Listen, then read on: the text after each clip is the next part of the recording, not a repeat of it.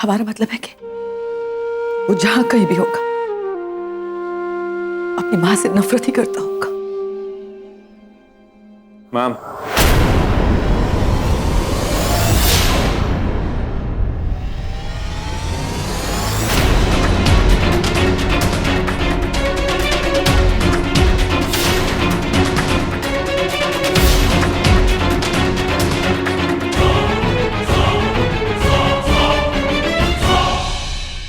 कहीं अभिमान ने कुछ सुन तो नहीं लिया?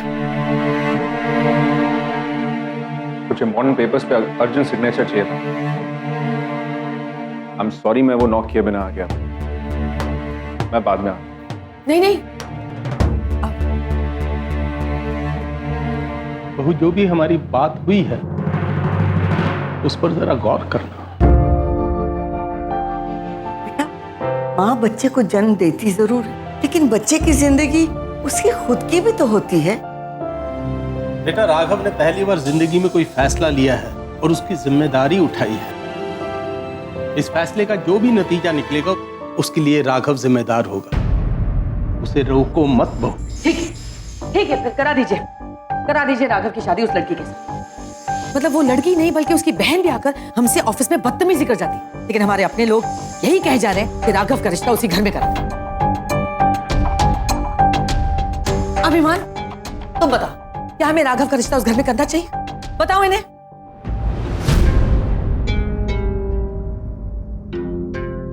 देखिए मैम, ये आपका ज्यादती मामला है। कोई बिजनेस डील तो है नहीं जिसमें मैं अपनी राय दूं। लेकिन हाँ, अगर मैं आपकी जगह होता तो राघव की बात एक बार सुनकर उसे समझने की कोशिश जरूर करता।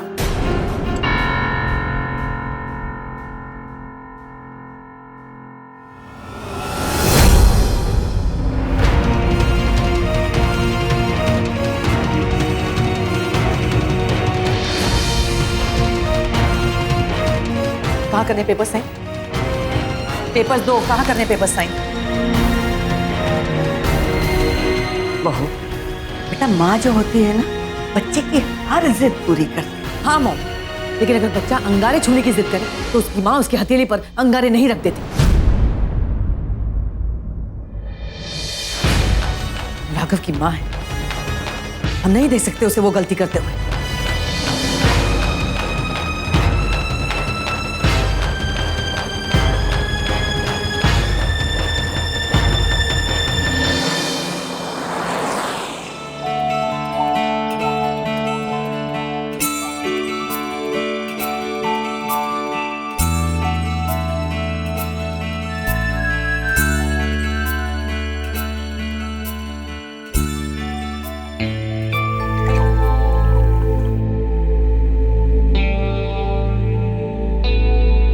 दीप, मुझे आपसे कुछ बात करनी है। हाँ बोल।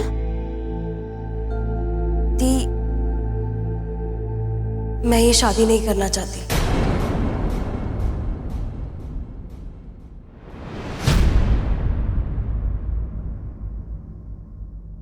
क्या?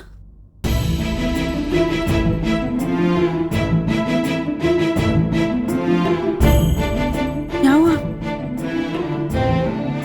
बैठ।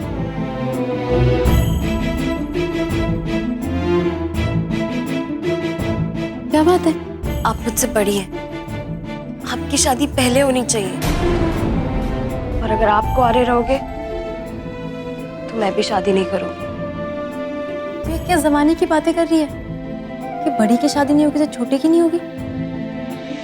अरे जिसको पहले अच्छा रिश्ता मिल जाए उसकी शादी हो जानी चाहिए। पवन जी बहुत अच्छे इंसान हैं, उनका परिवार इतना अच्छा है, वो तुझे हमेशा खुश रखेंगे। पवन जी बिल्कुल वैसे हैं जैसे एक जीवन साथी को होना चाहिए। दी, क्या पवन जी बिल्कुल राघव जीजू जैसी ही है? कि क्या बेकार की बात है अंजलि? हर कोई एक जैसा नहीं होता अंजलि। पवन जी कम से कम तुम्हारे राघव जीजू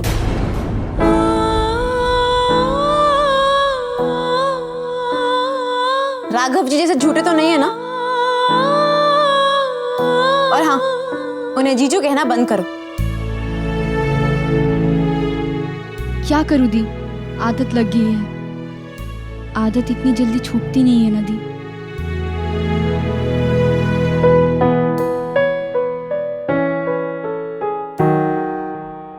रति, पवन जी कल आ रहे हैं, तू किसी चीज की चिंता मत कर। तू एक बार उनसे मिल ले। अगर वो तुझे पसंद नहीं आएंगे ना, तो मैं तुझे कभी फोर्स नहीं करूंगी।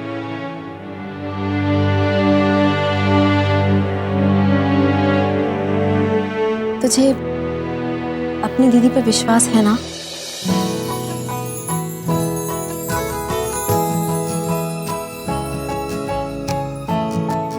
ठीक है दी, आप जो मेरे लिए ठीक समझे मुझे वो मंजूर है। और तू रति को तैयार करने के बारे में सोच, राघव जी के बारे में नहीं।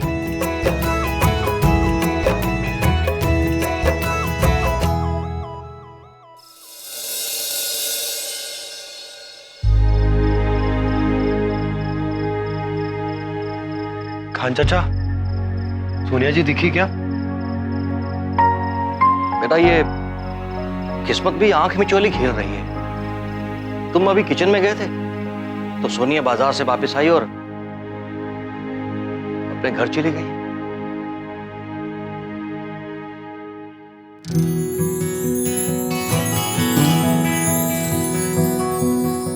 माशाअल्लाह, अचानक ये चेहरा 200 वाट के बल्ब की तरह चमक कैसे उठा भाई? मेरा चांद जो निकल आया है।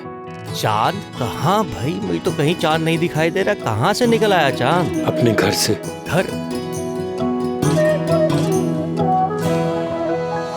सुबह से इंतजार कर रहा हूं। चांद को तो निकलना ही था।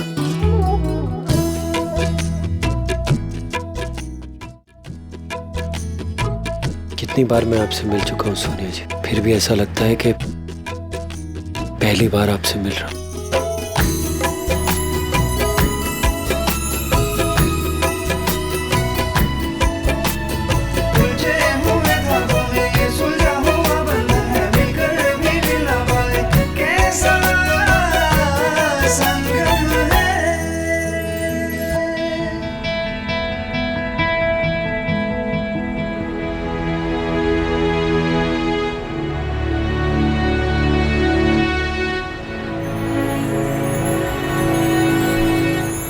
बेशरम है राघव जी, सुबह भी देख के ऐसे ही मुस्कुरा रहे थे और अभी भी ऐसे देख के मुस्कुराए जा रहे।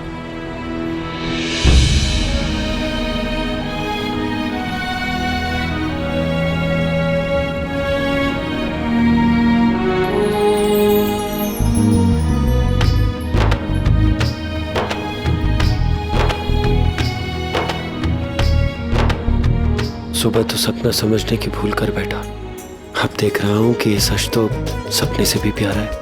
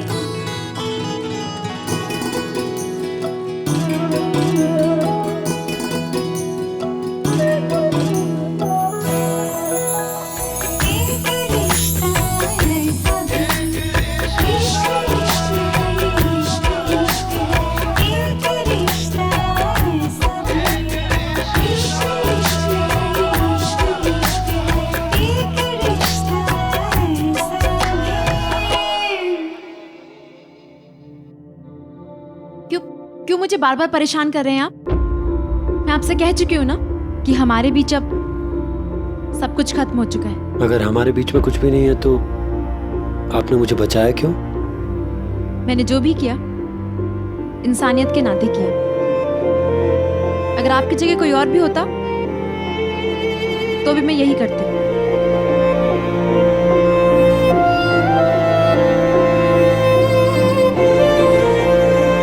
वैसे गुस्से में आप बहुत सुंदर लगती हैं।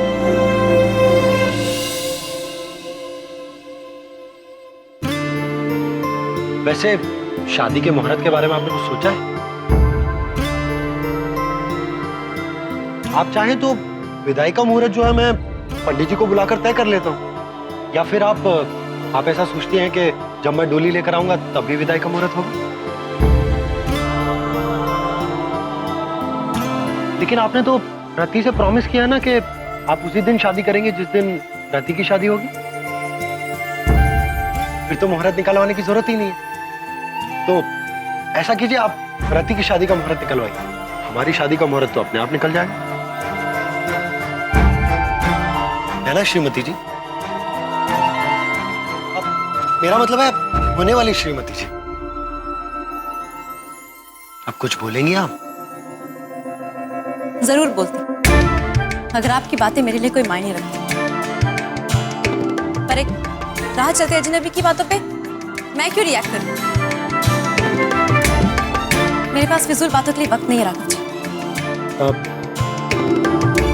वैसे आजकल मैंने आंखों की भाषा पढ़ना सीख लिया है, और आपकी आंखें कह रही हैं कि आप झूठ बोल रही हैं।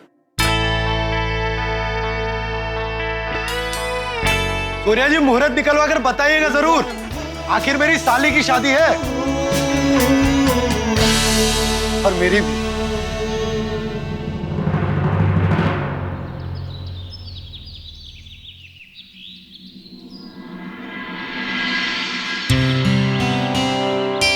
ये लो भाई सोनिया बेटा, जो जो मंगाया था सामान सब ले आया हूं मैं। अच्छा बेटा, तैयारियां पूरी हो गई? हाँ चाचा, लगभग पूरी हो गई। ठीक है। अच्छा बेटा, कुछ और चाहिए हो तो मुझे बता देना, मैं नीचे दुकान पे ही। जी। दीदी, मैं आपको सिखाती हूँ क्या क्या करना है। ऐसे शर्माना और चाय का ट्रे लेके ऐसे चलना, और ऐसे पवन जी के सामने ट्रे रखना और अपनी सासू माँ के पैर छूना। ओहो, तुझे बड़ा पता है दादी माँ। हाँ दीपू, मैं आपकी तरह सिर्फ पढ़ाई नहीं करती हूँ, टीवी सीरियल्स भी देखती हूँ। दीपू, मार खाएगी तू, दीदी बोला कर मुझे। दी, प्लेट में क्या क्या रखना है? जब लड़के वाले घर में आते हैं तो बड़े से थाल को सजाते हैं, ये भी मैंने टीवी सीरियल्स में देखा है। दीपू, दी, इसे कह दो मेरा नाम नहीं लिया करे। दीपू, मैं तो थाल सजाना भूल ही गई।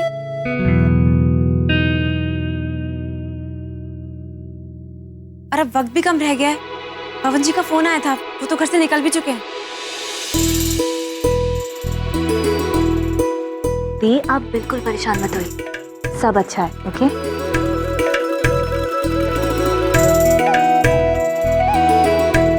सब अच्छा तो है, पर बेस्ट नहीं है ना।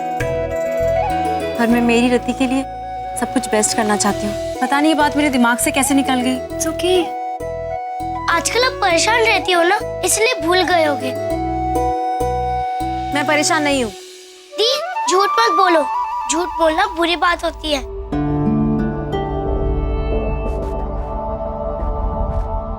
आप राघव जीजू के बारे में सोचती रहती हो ना। तू चुप करेगी फ्रूटी? और जा, उस दिन जैसे पान की थाली सजाई थी ना, वैसे जाके सजा। वो तो स्पेशल राघव जीजू के लिए था, वो उन्हीं के लिए रिजर्व है। पवन जी के लिए कुछ सोचना पड़ेगा।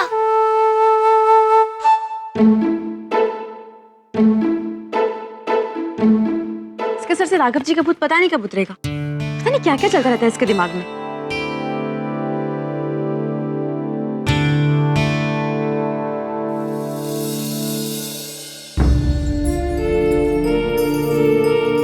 राघव साहब, ये बिरयानी की दुकान में क्या पक रहा है भाई? प्यार पक रहा है कांचन। प्यार चाहे अपने दिल के दरवाजे कितने भी बंद कर ले, लेकिन इसकी खुशबू किसी ना किसी खिड़की से होते हुए दिल के अंदर तक पहुंच जाती है। मिस्टर चिंटू ने बताया कि रति को देखने वाले आ रहे हैं। अब भाई मेरी साली की शादी है। अब भाई होने वाला जीजा होने के नाते मुझे उसके लिए एक क्लास इंतजाम करना तो बनता है ना।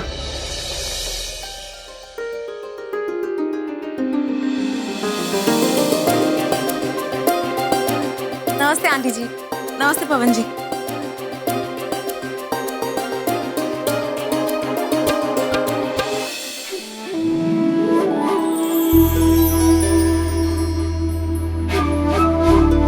अरे बेटा ये सब रख दो जरा।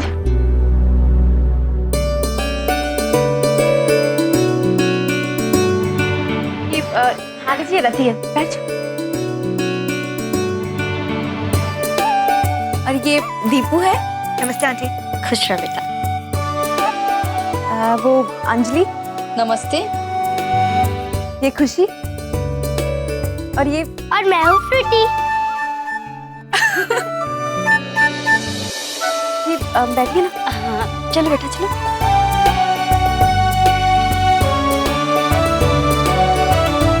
घर तो बहुत अच्छा है। रति दी, पता है मेरे बाल क्यों उड़ने लगे? क्यों? क्या हुआ? पवन जी चलता है ना।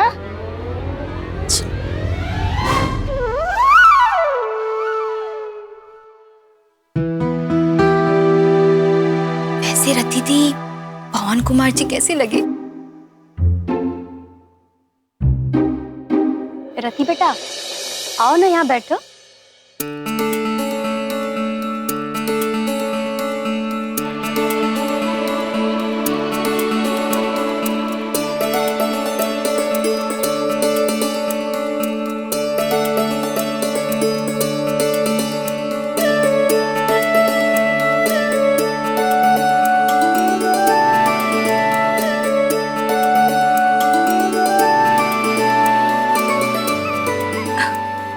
मैं नाश्ता लेके आती हूँ।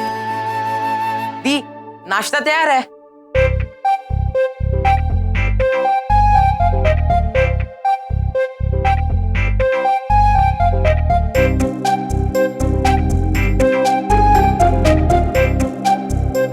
ये लीजिए भोपाली कचौड़ी और गर्मा गर्म जलेबी।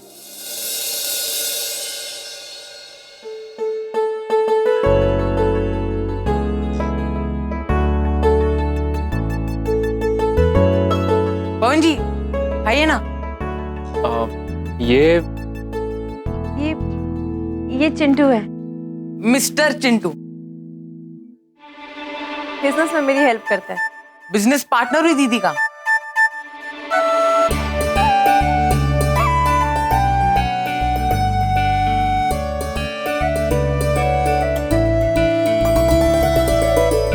अरे वाह नाश्ता तो बहुत अच्छा है। कचौरियां तो क्या बनाई है, वाह वाह वाह। सवेरे सवेरे उठ के इतना सब कुछ बना लिया तुम लोगों ने, वाह भाई।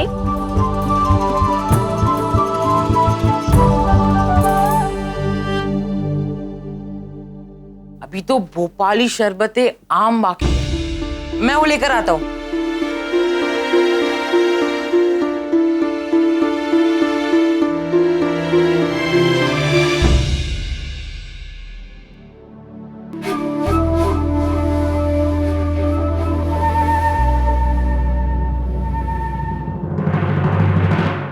क्या नाश्ता बनाया जीजू आपने, सब इम्प्रेस हो गए। अच्छा मुहूर्त कब का निकला है? अभी कहाँ निकला, पर मैं यूं शरबत लेकर जाऊंगा और मुहूर्त लेकर आऊंगा। फिक्र नो जीजू, आज ये रिश्ता होकर रहेगा।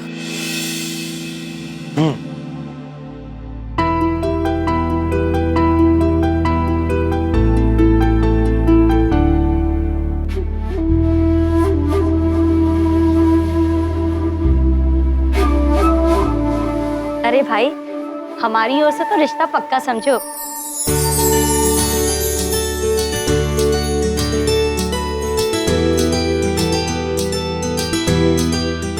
हमें तो तुम्हारी बहन और तुम्हारा परिवार बहुत पसंद है।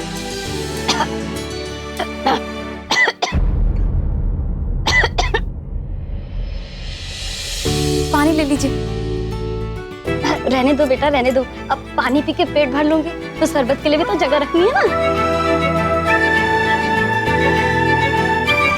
मैं शरबत लेकर आती हूँ। मिस्टर चिंटू, जल्दी से शरबत लेकर जाओ, सब लोग इंतजार कर रहे होंगे। चिंटू, मिस्टर चिंटू, आप यहाँ क्यों आए? खैर आ गई है तो खुद ही देख लीजिए।